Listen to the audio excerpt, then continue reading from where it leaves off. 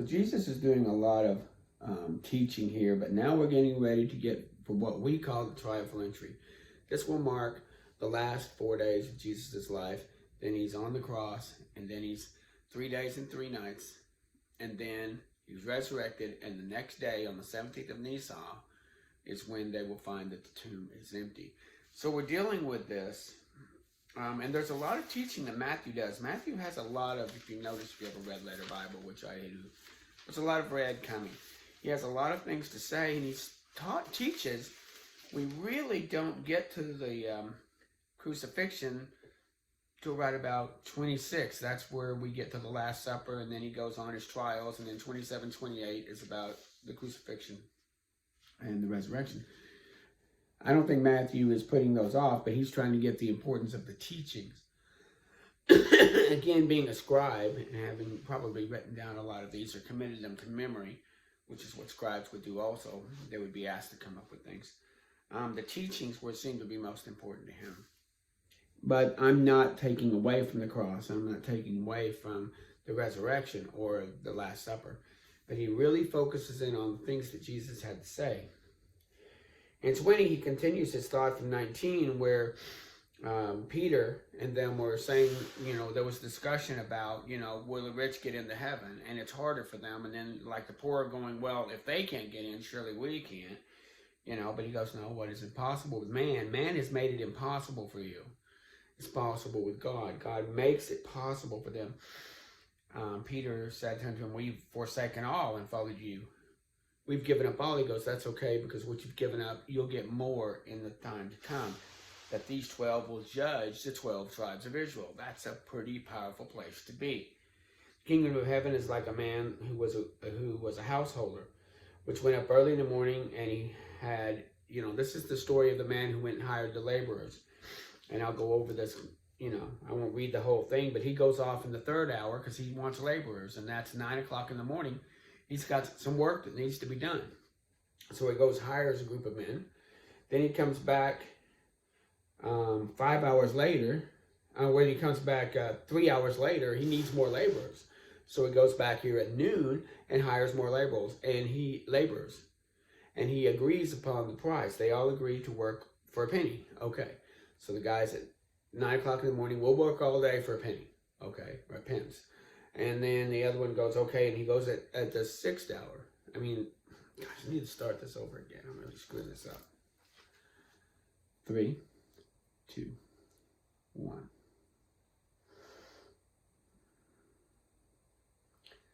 So we continue with the teachings of Jesus here, and we're going to go into what we know as the triumphal entry. From there, we're going to the last, he'll teach for 3 days. He goes on the cross, and then he's resurrected. So we're looking at the last week of his life.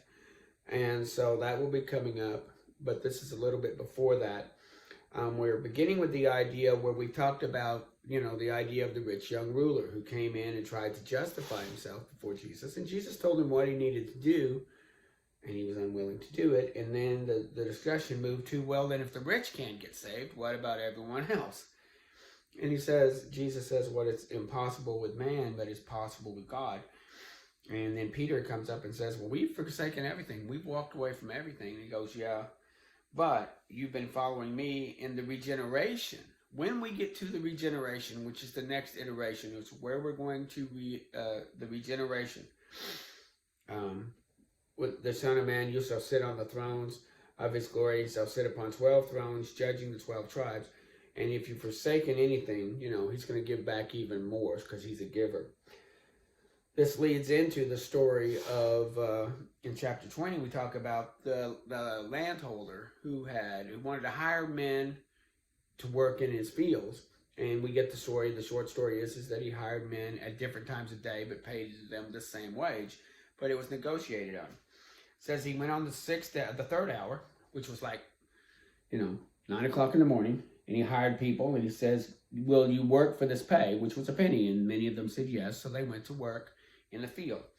Then came the 6th hour, which was noon. He needed more workers to get the job done. So he went out and hired a bunch more men at a penny to work till the day was done.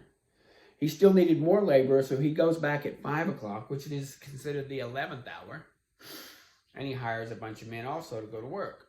And they all go and finish the work for the man. Then he tells them, I want to pay the people who got there, the last people first. So he gets them all and gives them pennies. And the people who worked all day thought it'd be great. If those that worked an hour got a penny, we're going to be rich. But then he brought them up, and he gave them also a penny for those that had worked from noon, and those that had worked from 9 a.m. got a penny. And they started getting angry with him. And he says, why are you angry with me? These that have made work for 1 hour got the same as those of us who bore the burden and the heat all day. And he answered them, says, I've done you wrong. Did you not agree with me for a penny? And take that which is thine and go your way. I will give unto the last even as the first. Is it not lawful for me to do what I will with what is mine own? You have an evil eye. It's thine evil eye because I am good. Drive evil because I'm good. If he wants to pay them, you agreed upon the wage. And he tells that story. And the first shall be last, and the last shall be first. We tend to think that those that have worked the longest for God will get the most from God. But it's all going to be the same. We all agreed to work for God. We're not going to anybody get more, anybody get less, in a sense, because of what he's doing here. So he makes this good point that those that worked all day thought that they would get more, but they had agreed that that's what they would work for. So the man was not unjust. And in fact, he was compassionate to get those at the 11th hour, to get them the same pay as those at the 3rd. And Jesus went up to Jerusalem and took the 12 disciples apart. And then he tells them the story again, that I'm going to go to Jerusalem, and I'm going to be betrayed, and they're going to condemn me to death, and they'll deliver me to the Gentiles to mock and to scourge and to crucify, and on the 3rd day he will rise again. Once again, he is saying 3rd day. He told them, in fact, that he would be crucified. He didn't just say, I'm going to be killed. Now he's given them the manner by which he will die. Then it's funny that the mother of Zebedee's children came. This is the mother of John and James, and wanted to ask something of Jesus. And he said, well, what would you like? And he goes, well, can you see that my 2 sons sit on your left and right? He goes, that is not for me to decide. He asked them, are you able to drink the cup which I drink? Now remember, this cup is the cup of the fury of God. This cup goes back to the Old Testament cup. The fury of God. I'm going to make you this cup, and I'm going to make you drink it. Remember, we discussed that in the Old Testament. That was brought up in Jeremiah. Here, he's going to drink that cup of the fury of God. And can you drink that cup? And they said they can, but they didn't know what they were talking about. But he said, to sit on the right hand and the left is not mine to give, but it was given to them for whom it's prepared by my Father. So you don't get to say who gets to be on my right and left, and it's not even for me to say. The Father will decide who sits on my right and who on my left. And the other 10 got indignant about this. And Jesus went and talked to them, because he says, the princes of the Gentiles have domination of one another, but not so to be with you. For whoever shall be great among you, let him be your minister. And whoever shall be chief among you, let him be your servant.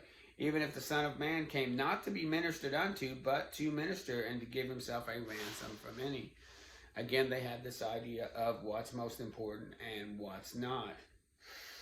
And they went into Jericho, and behold, they were followed by some blind men. And these blind men were saying, have mercy on us, thou son of David, thou son of David. Again, a claim of messiahship.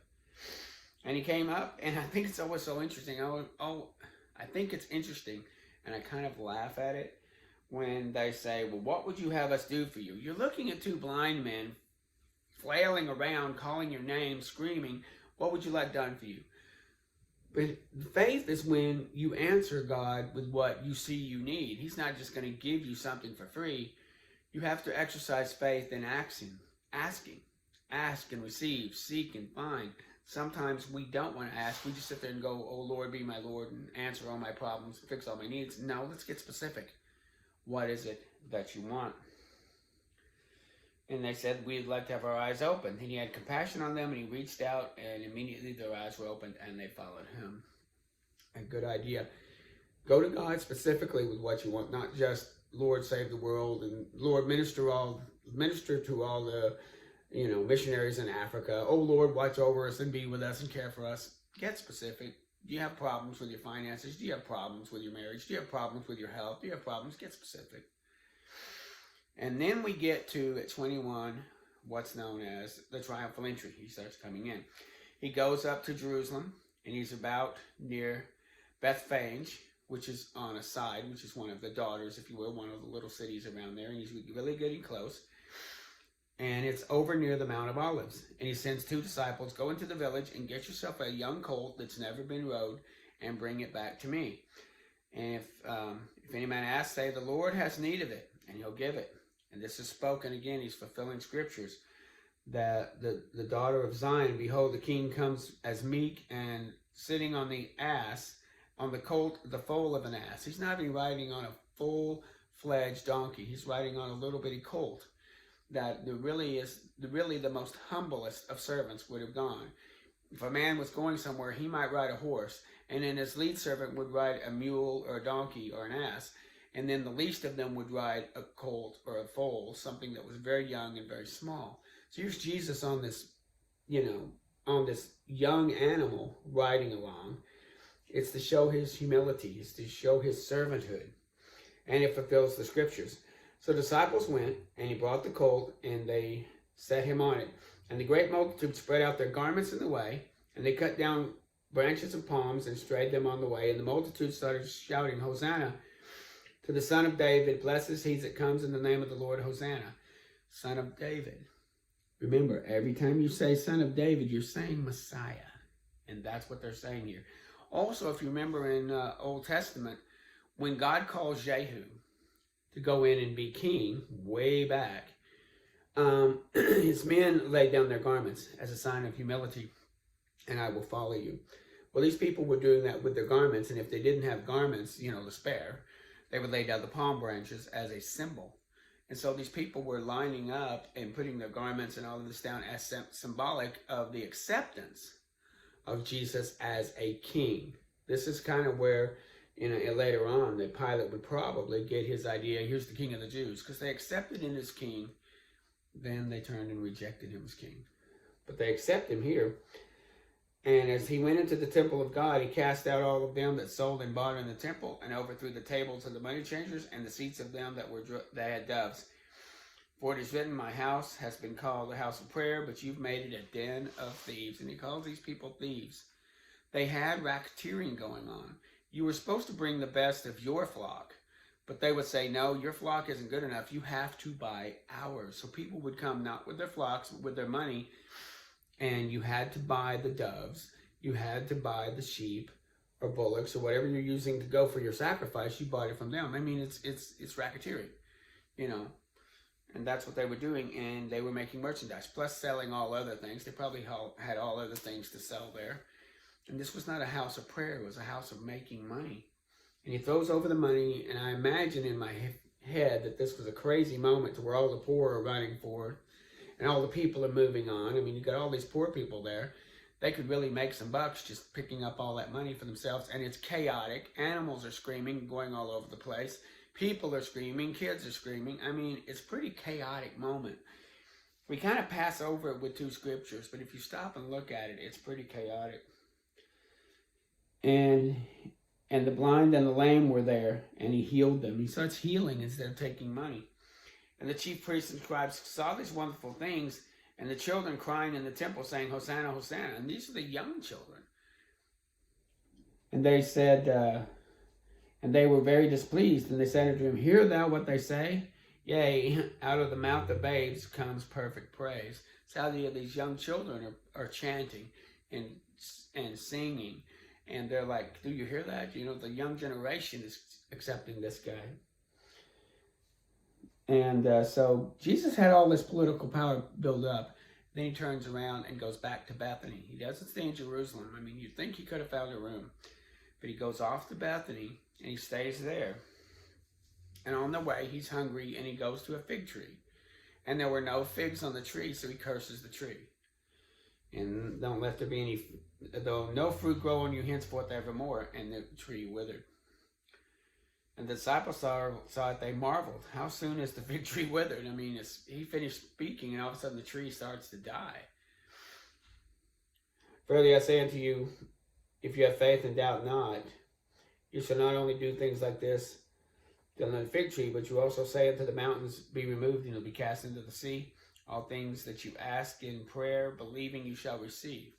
This is an important thing, again, going back to believe and receive. He said this several times. This has been polluted in the 21st century. It's not believe and receive, it's believe and get. You know, I want to get something, so I'm going to believe for it. No, receiving is different. You're receiving something to use for the ministry. You're receiving something that is necessary to move forward. You're not getting. So if we can get out of the way and receive, when my children need something, I'll go and help them, and they receive my gift, and I help them. You know, this is about receiving, not getting. And if we can find the difference there, usually getting is something we want. Receiving is stuff that we need. And sometimes the Father will give us wants. But when you're in a relationship with somebody, you're always about meeting each other's needs and receiving from one another. He's trying to create this relationship, you know. And so, also, he's expecting fruit. This fig tree, some say, oh, that's Jerusalem. We all go, yeah. Well, it's probably just any person. He expects fruit from everyone. The believers, we should have fruit. So I don't think this is Jerusalem. I think it's just the fact that he was hungry, he wanted fruit, and there were no fruit. And we could take that on ourselves if Jesus comes to us and wants fruit, and we don't have fruit. So and when he had come into the temple, the high priest and the elders came, and he was teaching, and they asked what authority he did. And he goes, well, he flips it back on them. Well, what authority do you do the things that you do? And they wouldn't answer, you know. I tell you likewise, the baptism of John, was it from heaven or from men? And they kind of thought it over and says, this is double blind. If we say from men, we'll get stoned because the people say he was a prophet. But if we say from God, he's going to say, well, then why didn't you listen to them? And they say, well, we don't know. And he goes, well, if you don't know where your authority comes from, I'm not going to tell you where mine does. And then he starts he told the story of a man that had two sons. He told one of them to do something. He said he would, and he didn't. Well, the first one, he told him to do something. He said he didn't want to, but he repented and did it. The other son said he would, but did not. And he asked them, which one did the will of the Father? He says, the one that repented. And he goes, you know, so you should, which one did the Father? The first. Very I say to you that the publicans and the harlots shall go into the kingdom of God before you. For John came unto you in the way of righteousness, and you believed him not. And when you saw it, repented not afterwards, that you might believe him. So you're also guilty. He tells a story here of the parable of the vineyard. And this story is totally against the Pharisees and Sadducees. It has no transformative value. It's not like something lost being found or something dirty becoming clean. There is no transformative. This is specifically against them. It's a story of a man who had a vineyard, and he leased it out to husbandmen to take care of. He sent his servants to see what was going on, and they beat the servants and sent them back. He sent other servants, and they just beat them or killed them, and then sent others back. Very disrespectful. And finally, the man thought, well, I'll send my son. They'll respect my son. And it's funny, they looked, and they saw the son, and they said, let's seize him and kill him, and we will seize the inheritance. What made them think they would get the inheritance if you kill the son? That makes no sense. You were the husbandman. You've been hired. You have not in the hierarchy of inheritance. But let's kill the son and we'll get it. So they killed the son, and he asked, what do you think the owner will do? And of course the Pharisees got it right. They said they will kill those miserable wicked men and let them out of the vineyards and give it to other husbandmen. They didn't even see that he was speaking against them. Didn't you receive? Didn't you read in the scriptures? The stone that was the builders rejected, the same shall be the head of the corner. So he talks about himself. Therefore the kingdom of God is taken from you and given to a nation, bringing forth the fruits thereof. And whosoever shall fall on this stone shall be broken, but whoever shall fall shall be ground to powder. You don't want the stone of God falling on you. It will ground you to powder. And the chiefs and the Pharisees heard these parables, and they perceived that he spoke against them. They grabbed it. They knew what he was doing. And then they sought to lay hands on him, but they feared the multitude because they took him as a prophet. And they were right to do so. He is actually their king. So we're moving on, and we're on our way to the cross and resurrection. But we see these points where Jesus here is not just a victim of circumstance. He's organizing this. He's orchestrating this. He's the one that didn't just say, someone didn't say, well, there's a colt, you get on it and ride it into town. He went and told them to go get the colt. He got on the colt. He rode into town. He accepted the worship. He took the whip and ran out the mountain of changers. He went to Bethany. He was the one who cursed the fig tree. He did that for teaching of the fig tree. Then he came in and started teaching them about John the Baptist, and then tells these parables. We will see that he orchestrates everything up to his own death, and then he orchestrated his own resurrection. So he is not a passive person in this. He is just as active now as he has ever been. This is his show, and he's going to take it to the end. Thank you.